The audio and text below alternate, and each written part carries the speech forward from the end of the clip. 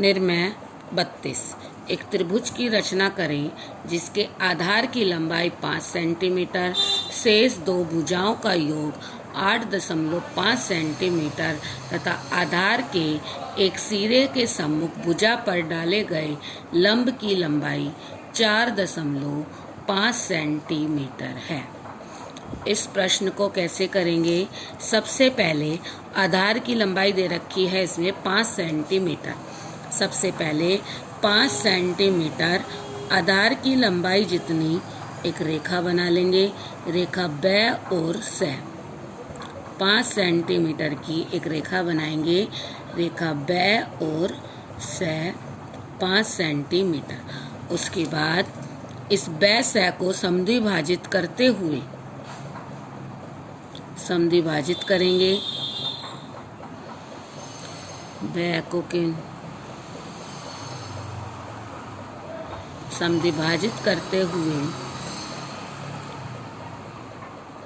किया। यह समद्विभाजित रेखा इस रेखा को बिंदु क पर आकर कटेगी।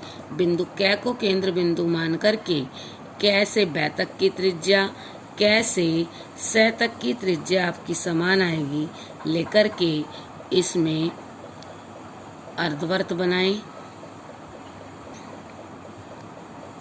उसके बाद अर्धवृत्त बनाया। अर्धवृत्त बनाने के बाद इसमें क्या करना है? एक आधार के एक सिरे के सम्मुख भुजा पर डाले गए लंब की लंबाई 4.5 सेंटीमीटर है। बिंदु ब को केंद्र बिंदु मान करके लंब की लंबाई 4.5 सेंटीमीटर की त्रिज्या से 4.5 सेंटीमीटर की त्रिज्या प्रकार में लें।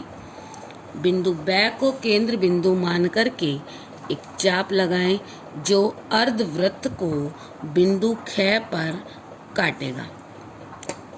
इस प्रकार ब और ख को मिला देंगे, मेजर का नाम डाल देंगे 4.5 सेंटीमीटर। उसके बाद क्या करना है? स और ख को मिलाकर रचनात्मक रेखा के द्वारा इसे आगे तक बढ़ाना है। सही है, आगे तक बढ़ाना है। अब उसके बाद बिंदु ब को केंद्र बिंदु मान करके दो भुजाओं का योग कितना दिया गया है? 8.5 सेंटीमीटर। 8.5 सेंटीमीटर की त्रिज्या से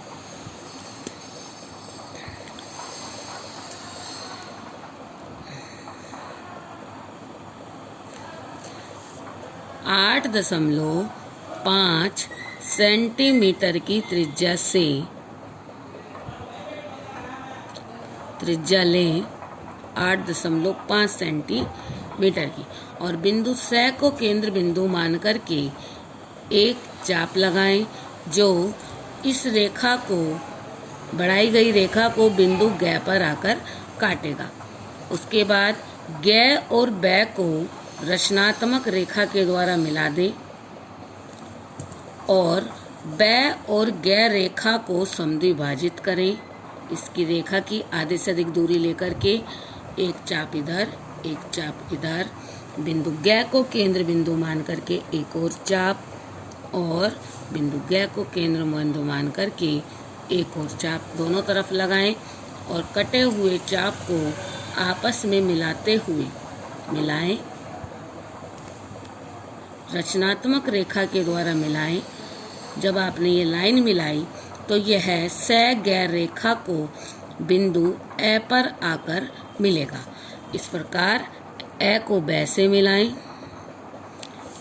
ए को स ये अभिष्ट कर दें और ब और स को भी यहाँ से अभिष्ट कर दें। तो इस प्रकार ए ब स हमारी अभिष्ट रेखा, अभिष्ट त्रिभुज बन करके तैयार है।